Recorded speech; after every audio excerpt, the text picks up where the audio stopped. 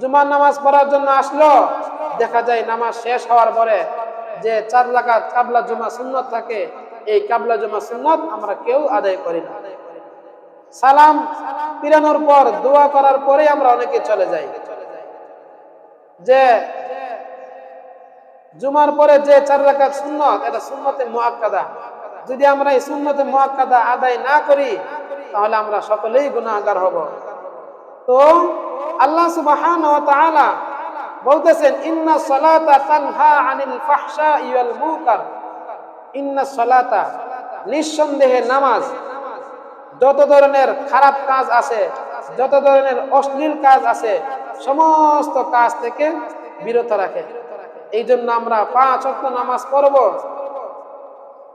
হ্যাঁ, যদি আমরা 5 ওয়াক্ত নামাজ আদায় করতে পারি তাহলে আমাদের জিন্দেগি সুন্দর হবে।